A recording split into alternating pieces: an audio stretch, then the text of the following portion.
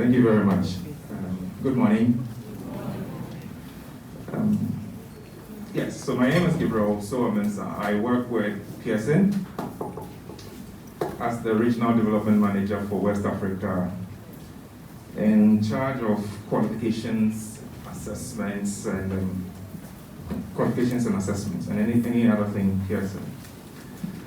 So, Madam Chair, thank you today for the opportunity to speak to your members about Pearson Edexcel and as an alternative international curriculum for schools.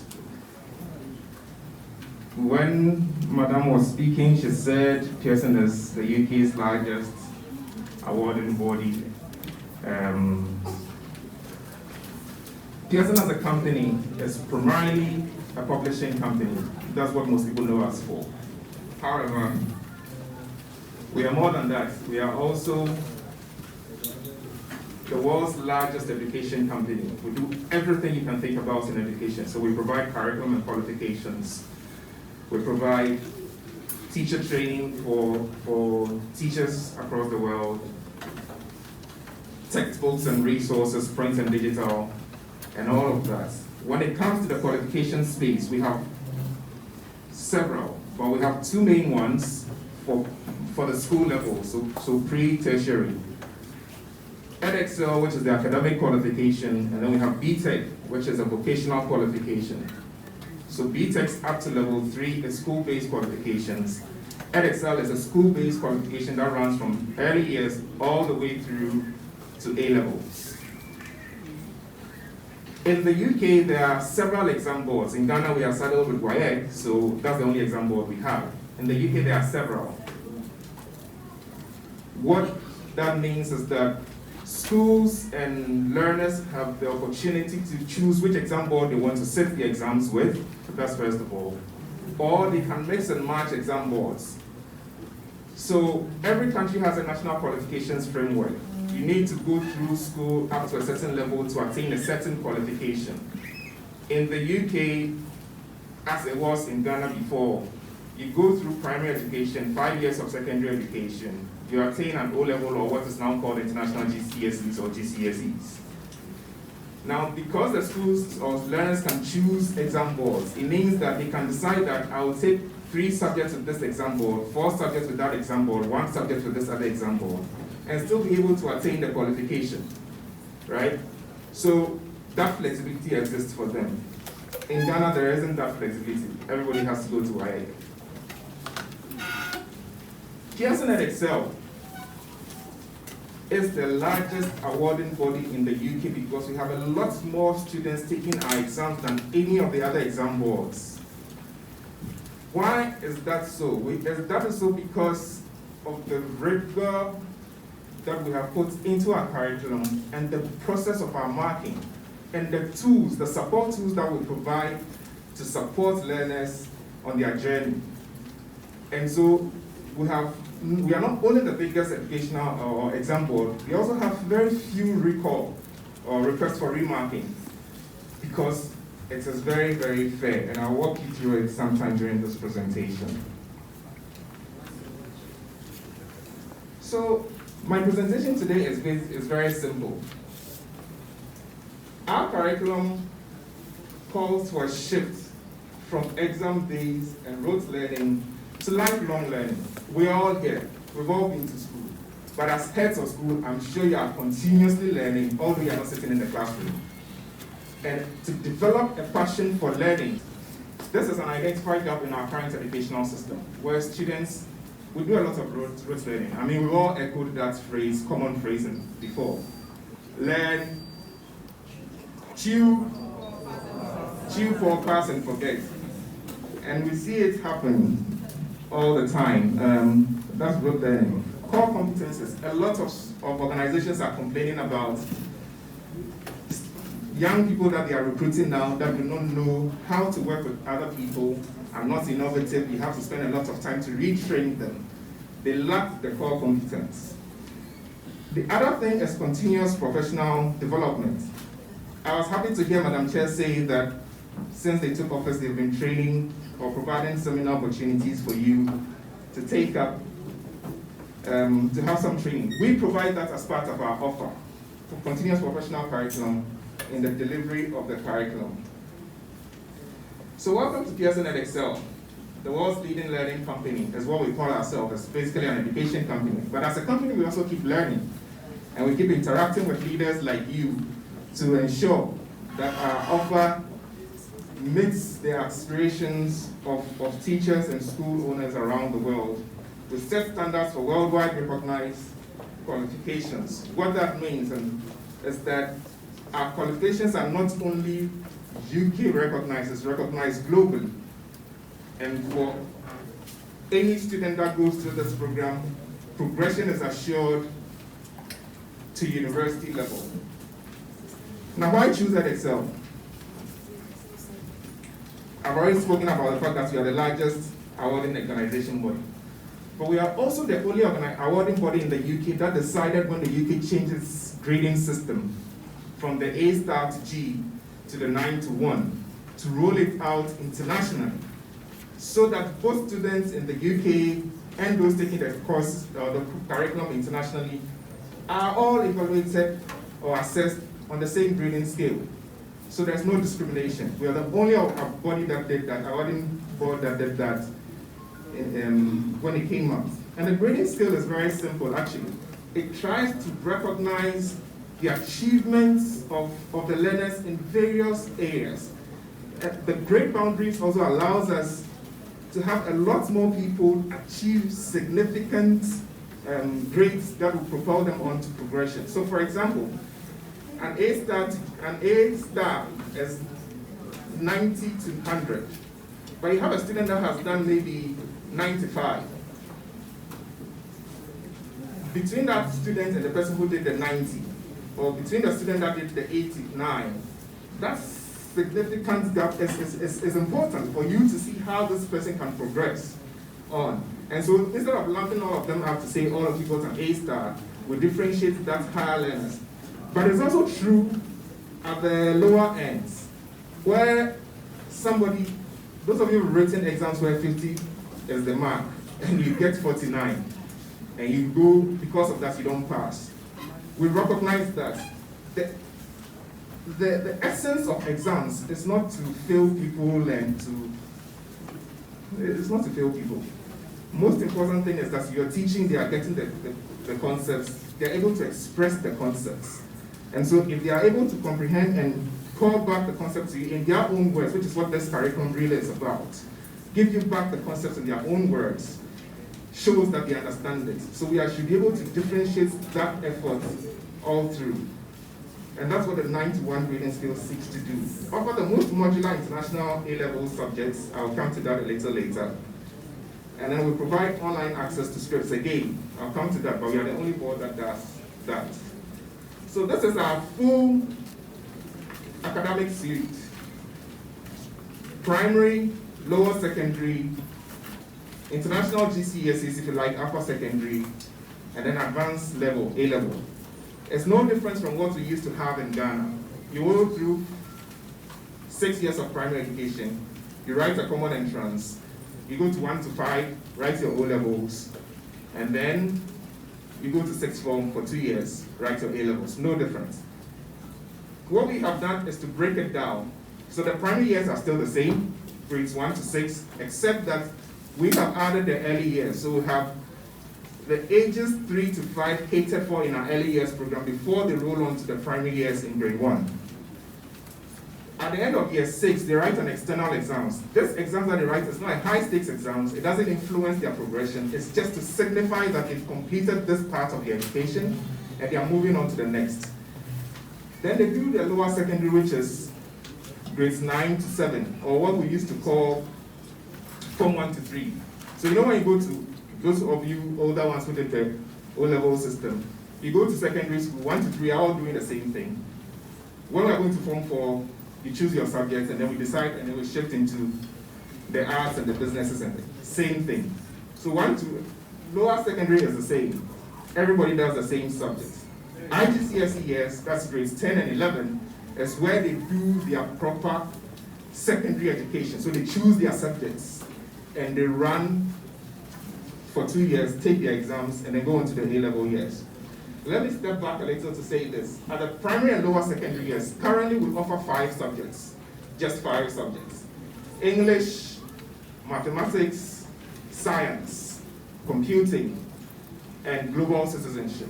Let me repeat it. English, science, mathematics, computing, and global citizenship. Just 5 subjects at the primary and lower secondary. In the early years, it's only 3. Numeracy, literacy, and the world around us. When they get to the IGCSE levels, or international GCSE levels and international A levels, that's where they choose their subjects. And at that level, they do 8 subjects. And at A levels, they do 3 or 4 subjects, depending on their progression focus. World-class features. All our curriculum is designed to be demanding, rigorous, empowering, and inclusive. What do these things mean? Demanding, not that it is difficult, but it challenges your children to think. I don't want to say outside of the box, but it challenges them to think, basically. It is rigorous because the focus is on the learner. As teachers and heads, you provide the guide. So the learner is an integral part of this curriculum. They are supposed to do the learning. When we develop the curriculum, we spoke to a wide variety of education experts and teachers around the world.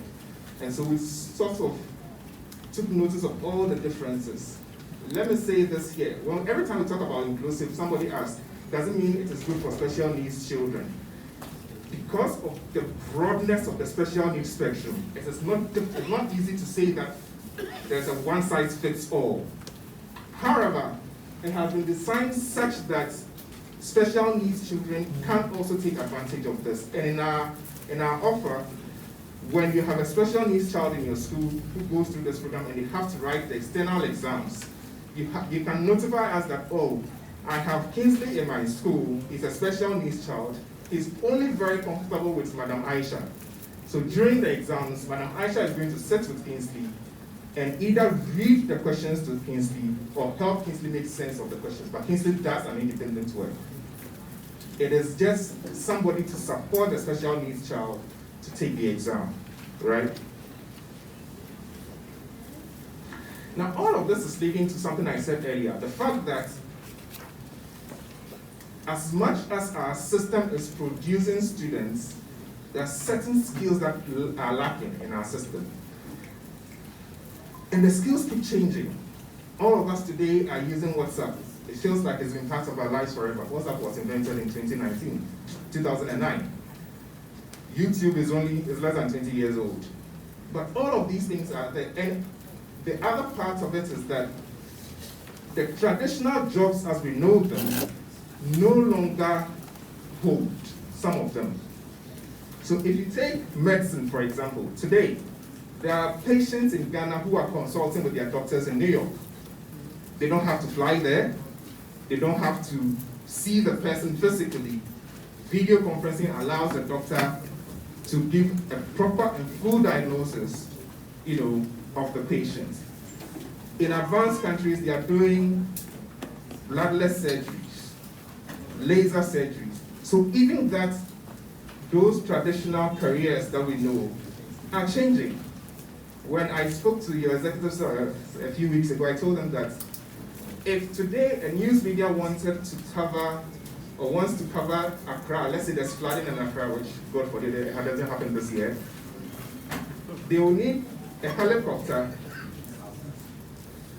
a news person, a cameraman, a sound man to do that. Those are 4 people that they need.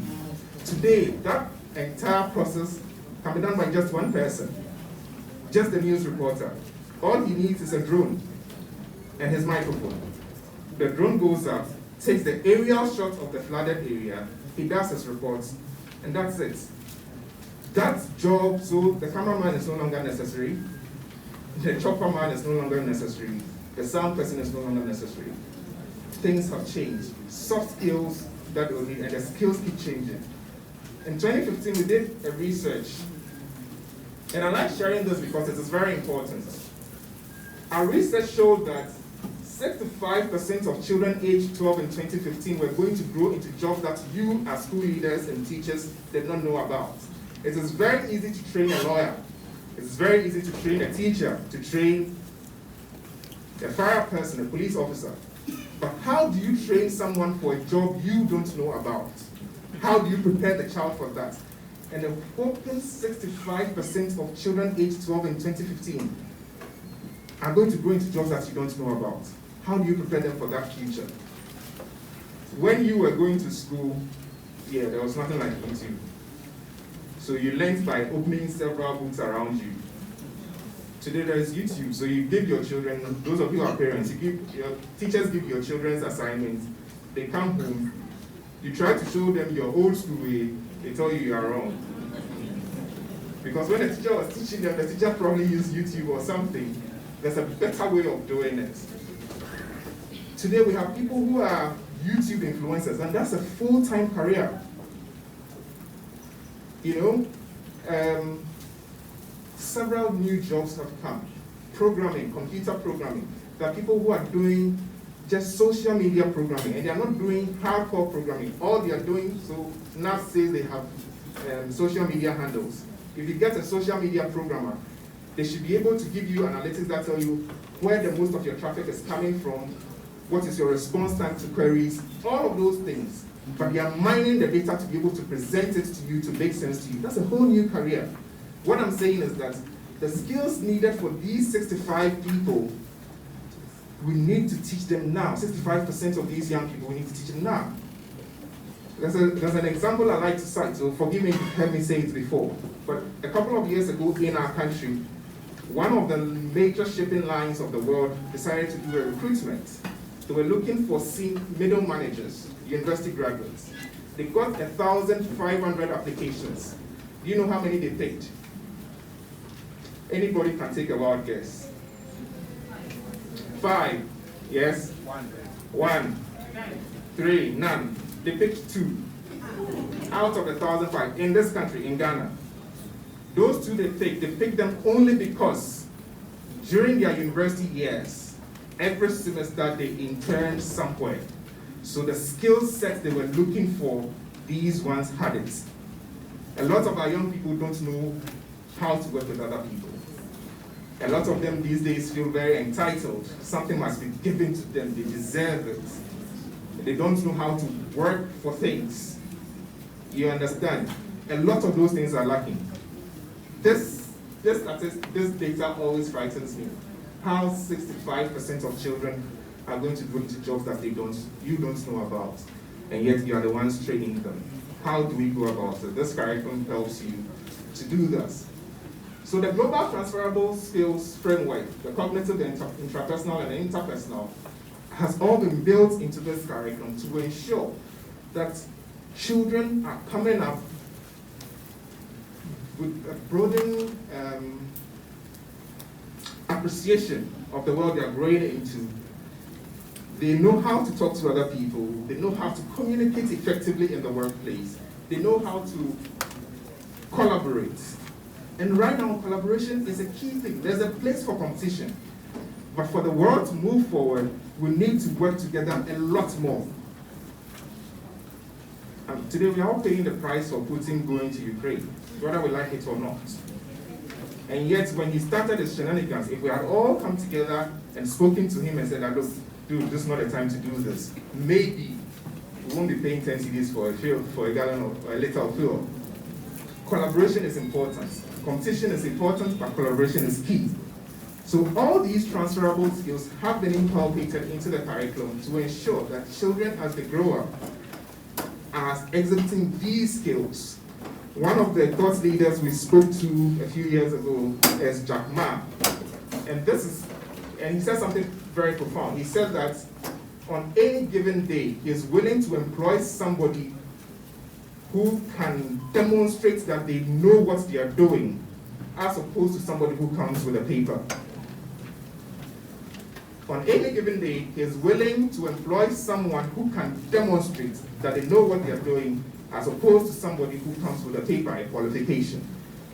Working together, knowing what you're doing is key, and these global transferable skills critical thinking, problem solving, decision making, creativity. As I go on, I'll share a story with you in one of our schools that I went to, that I asked a child in class 3 what you want to do when you grow up, what you want to be when you grow up. And this little girl says, I want to be an artist. So I asked further, what type of artist do you want to be? And this is class 3. I was impressed, so maybe you will be, maybe you won't be, but the child said, I want to be an artist who paints on canvas. And this is class 3. I don't know what you were thinking about when you were in class 3. But for me, certainly it wasn't painting, and most certainly it wasn't even canvas. I didn't know what canvas was at the time. But this is a child who knew what that was. Paints on canvas. Very, very clear, very properly defined. I have another colleague who says her daughter says she wants to be a marine biologist. And she goes like, marine biologist in Ghana. And this child was convinced. They went to the school. Fortunately for us, the school was an Edexcel school. I happened to be in the school that time, so I knew about it. And the child said yes. The headmistress was also confused. Why you want to be a marine biologist in this country? And so when they tasked the child, when they asked the child further questions, the child said, because we have found oil in this country, every time we have to drill oil, marine biologists are needed to ensure that aquatic life is preserved before the drilling takes place. The child was in class 5 at the time. Some of you said, wow, so even at this time, you didn't know this one.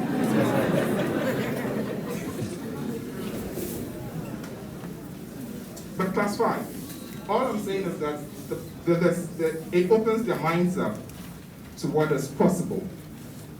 So supporting this transferable skills development, it underpins the design of all our international qualifications from early years all the way to A-levels. And so it runs through, which is why we call our entire offering the I-Progress. So you learn about it in early years. It goes a little higher in primary and higher as you go on.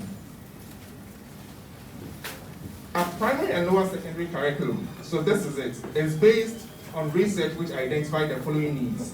An international curriculum that is based on British best practice. EAO support. Majority of learners and a large number of teachers in international schools are non-native English speakers, and how they can be supported. Robust, trusted assessments. And one of the critical ones, professional development. Teaching teachers or developing teachers to be able to deliver this curriculum, the new thinking, the new way of doing things around it, and we continue to do that.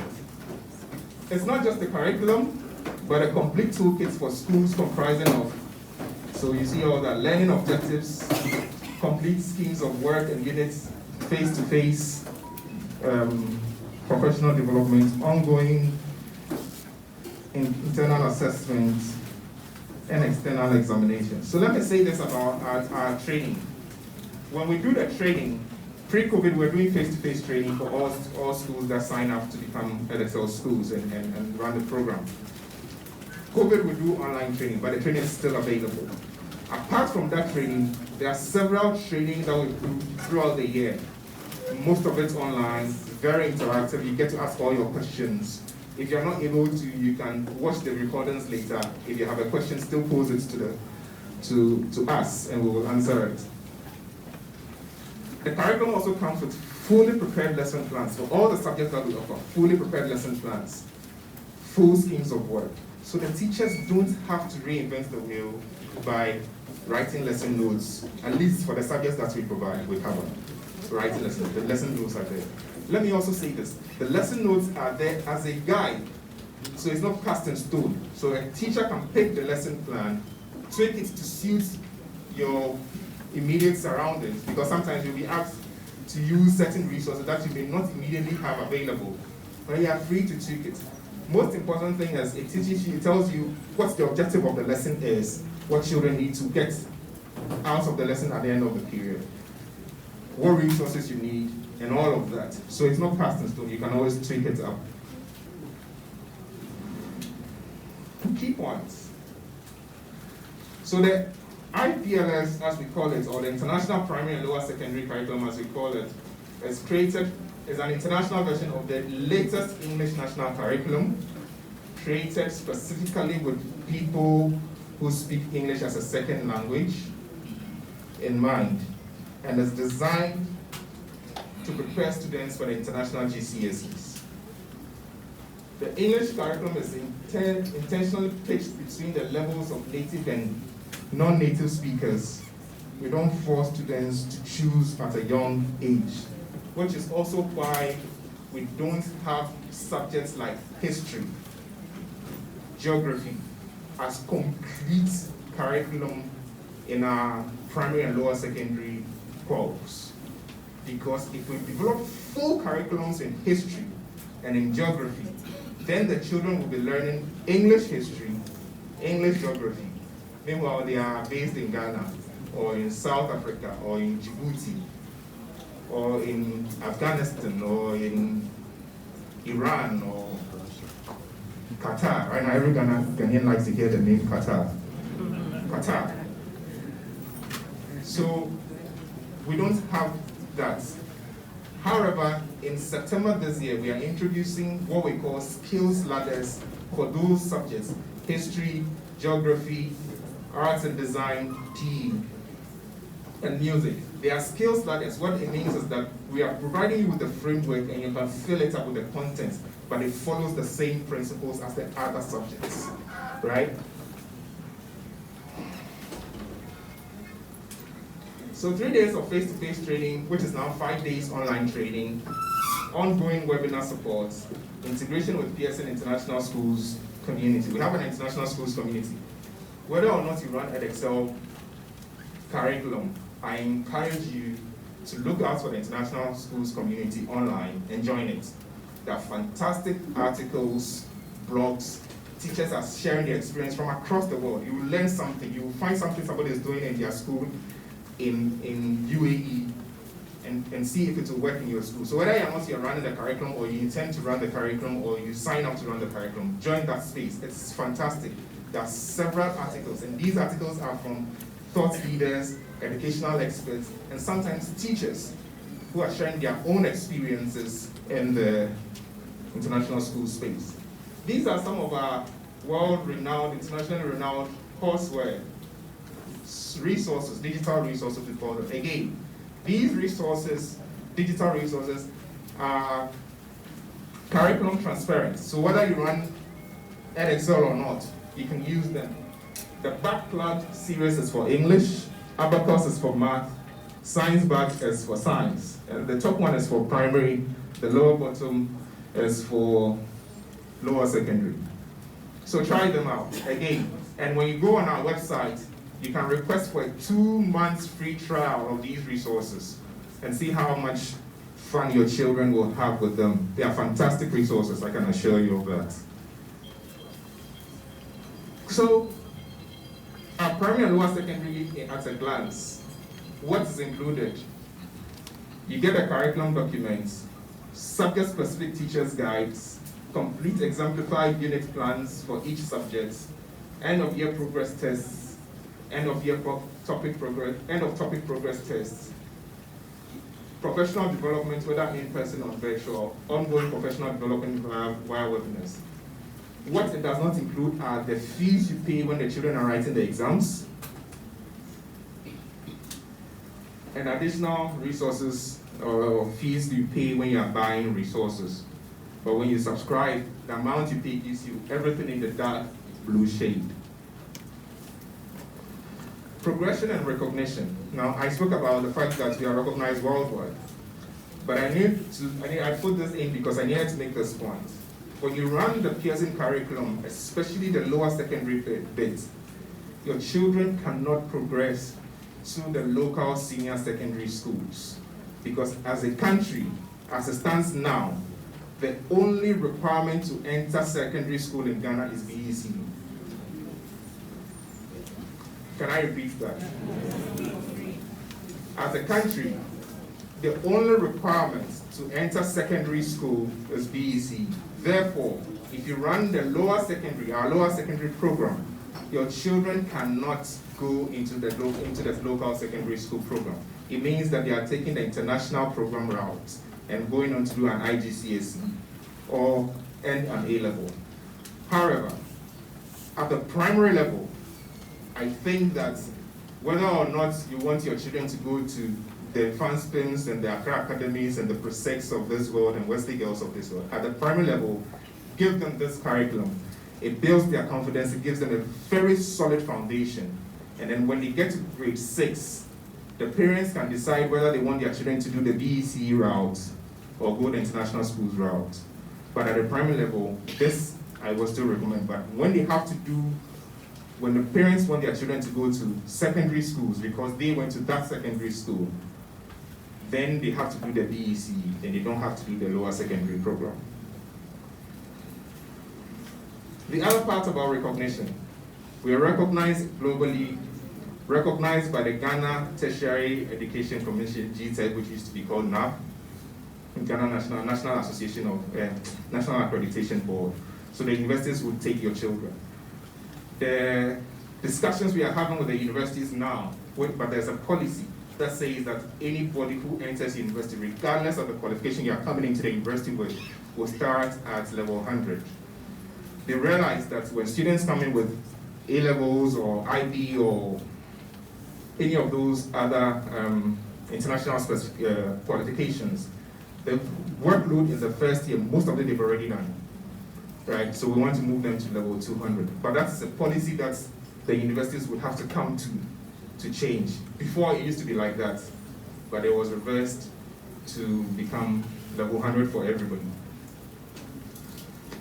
Resources. So for every, when I started, I said Pearson is a publishing company. So we publish for all levels of education, from early years all the way to university. For our academic qualifications, you've seen some gentlemen in white at the back. They all work with our local distribution partner, NNF Books. So all our resources are available locally. You don't have to go and buy them from abroad. They're available locally. If you speak to NNF, they will give you a quote on the books you need. If you want a digital resource, you can go to them. You can also send me an email that I want a digital resource. We'll prepare a quote for you, and then you can pay for it. So NNF is our resource partners for all our books. Now this is the kind of support we provide. Free support. You don't pay us when you request for support. So be rest assured.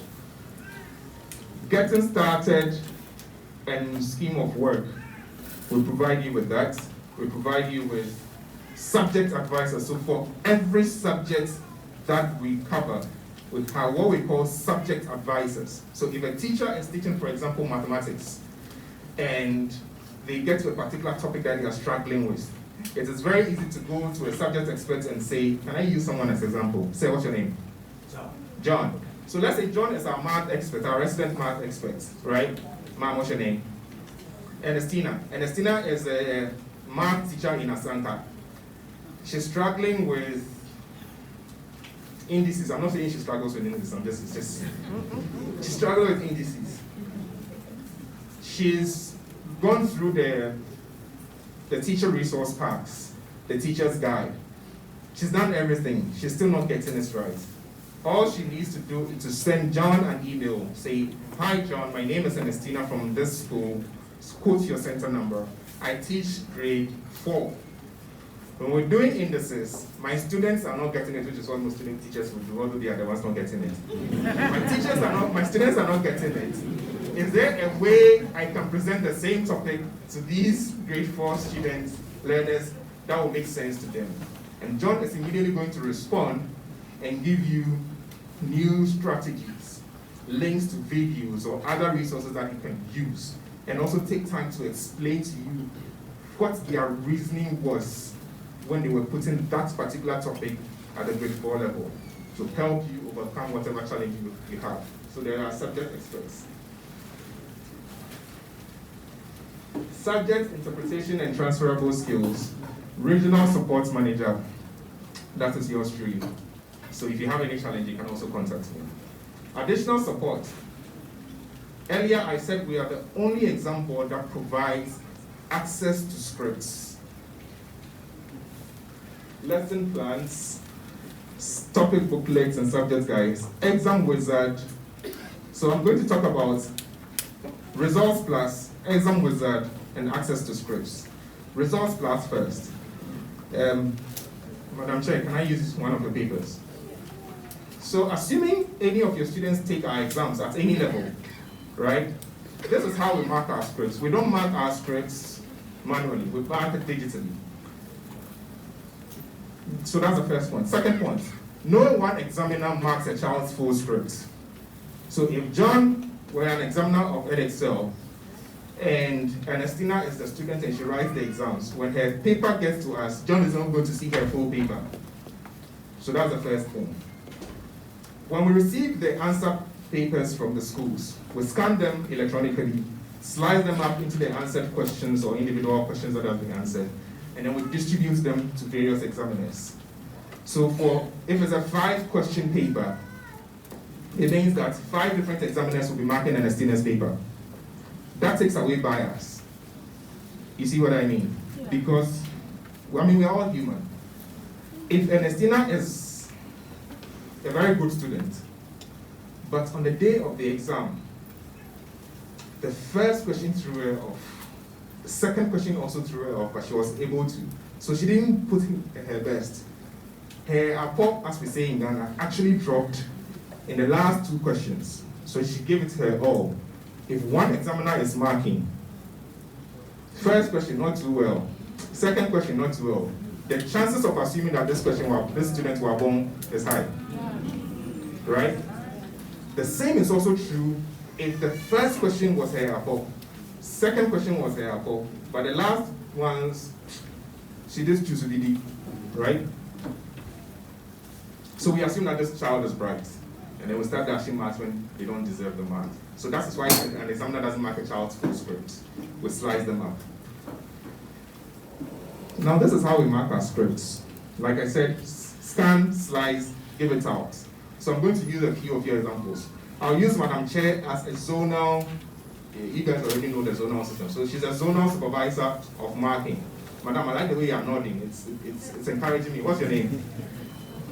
Lydia. So Lydia is one of our examiners. She is sitting in, let's say, so this is East Legon, right? So Madam Chair is the zonal supervisor. She's stuck on the Legon campus somewhere with screens monitoring every examiner. So Madam Lydia is in East Legon. John is in Medina. Ernestina is in Airport. And Ma'am, what's your name? Winnie. Winnie is in Abilingbe. Okay. They are sitting behind a screen to mark. When they are marking, we monitor your heart rate, your stress levels.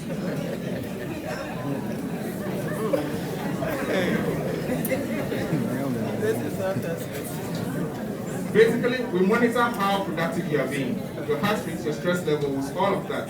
And it's an electronic screen. So Madam is watching, she's supervising this area. Then she realizes that, okay, Winnie's heart rate is going up and up and up. What it means probably is that she's tired, she's stressed about something. The moment that sets in, your chances of bias also goes up. So Madam Chair calls Winnie and says, Winnie, I can see you are tired, take a break. Winnie is stubborn because she thinks she's on the hour. If she doesn't get it much, she won't get paid. Madam says, I said take a break. She takes the break. She doesn't take the break. Madam has the power to shut her screen down. So she doesn't see any script at all to mark now. So what happens? She has to take a break because she's no longer marking anyway. You understand? So that's how we mark. Then when Winnie feels like, okay, she's settled now, probably she was hungry. So she found something to eat. She's more relaxed. Her mind is more fresh. She can come back to do the marking, right? Now, when we've done all of this type of marking, because it was all electronic, we can feed all that information into Results Plus. And that gives us the ability to analyze the exams in various interesting ways that is not readily available to you as a school owner or to an exam board that we own, right? Because now you can tell, and you know how students are. Oh, Ernestina, how was the exams? Oh, madam, I shattered the paper. Then the paper comes and you're like, but this is my bright student, and so what happened? But you can now actually see how she performed against the global standard, against the regional or zonal standard. The examiner's report is there. It drills it down to you to see how they perform. One of the favorite examples I like to give is 2 cohorts you present to an exam that took one subject. So, forgive me, I'm still going to use Winnie and Estina as my examples. Let's say there are 2 science teachers, or maths, let me use maths. 2 maths teachers. So Winnie's cohort, when the results came and you looked at the analysis on results class, you realized that they did exceptionally well in all the areas that were asked except in algebra. And Estina's cohort did exceptionally well in all the areas that they were examined on except calculus. Straight away, you know that the problem is not the children, the teachers. So probably Winnie is weak in algebra, and then Estina is weak in calculus. So for the next cohort, then we know what to do. So when it's time for algebra, go to Madam Estina. When it's time for calculus, go to Madam Winnie. Otherwise, all the other areas, they will handle you. Or we say, okay, let's send the 2 of them for further training so that they can improve in these areas, or put them in touch with the subject advisor to give them a lot more support so that they are able to. So apart from it being analytical and giving you, it also allows you to see where the gaps are and to be able to take remedial action. That is Results Plus, and we are the only exam board that provides you with that. Then there's Exam Wizard, which is for the higher levels, A levels and international GCSEs. But what it does is that it allows you to create your own exam papers based on past exams that have taken place to use as your mocks, so that you just don't have to rack their brains, right? You just pick them up, set the questions, and then create your own exam paper. It will look just like an Edexcel paper, and that's what they use for their mocks, so that when they go to the exam hall for the first time and they see the paper, they don't shiver, because it's something they are used to. So that's what Exam Wizard does. Also, for us, at the primary level, we give you access to an external assessment bank, which you can use to create the same thing. So term on term, instead of teachers who have done the teaching to set their own exams or their own questions, just go into the assessment bank, look at their class, look at the level, pick out the questions, and that's what you give to the students.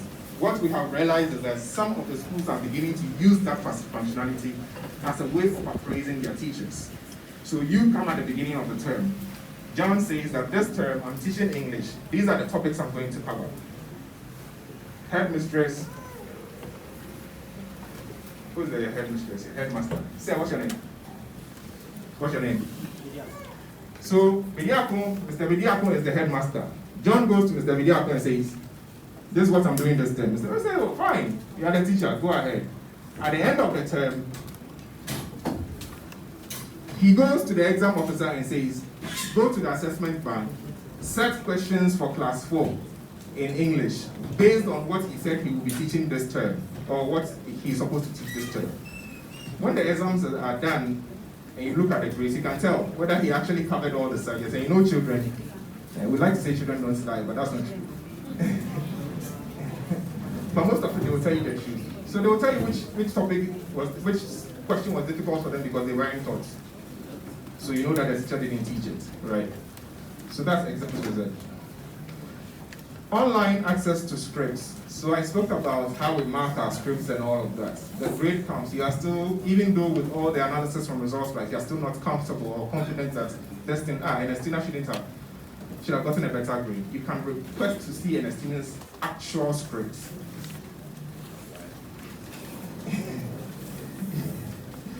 You can and see how she did the work. See the examiner's reports and be able to do that kind of comparison. The favorite part, costing. So this is the costing.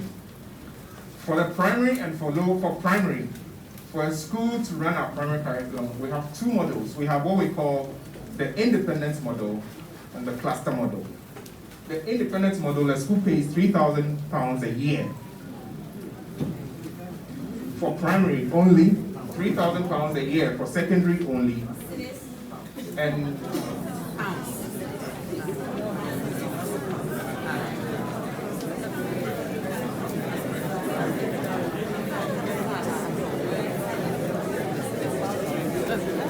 Madam Chair, can you shout order, please?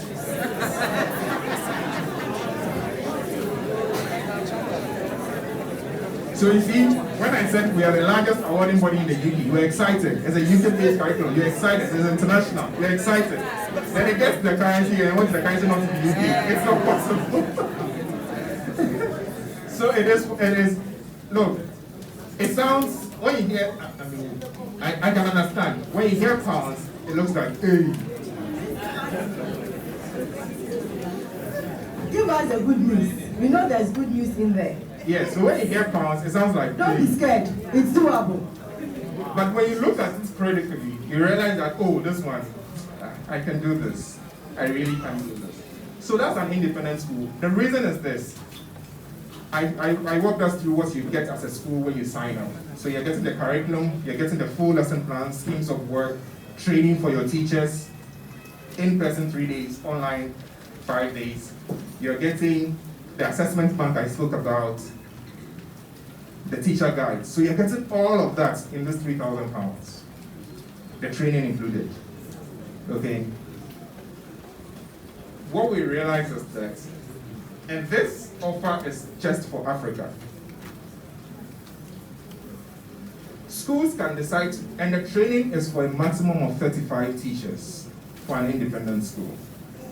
What we realize is that, one, if a school is running primary, they don't have up to 35 teachers. So let's cut that down. So instead of one school coming and say, I only have 6 teachers, 10 teachers, let's put schools together. So everything I spoke about, the curriculum, the lesson plans, and all of that, you will get as an individual school. But when it gets to the training bits, you will share that training with other schools. That's the cluster system, right? And for that, we give each school a whopping 50% discount. I was expecting a round of applause. I said it is doable. Have faith. So for that, you pay £1,500 per year, and you share the training. Here's the catch. You don't have to be the one that looks for the schools to partner with. All you say is, I'm interested, I want to do the cluster model. It's up to us to look for the schools to partner with when you are available for your training, and we will provide the training. Okay? So these are the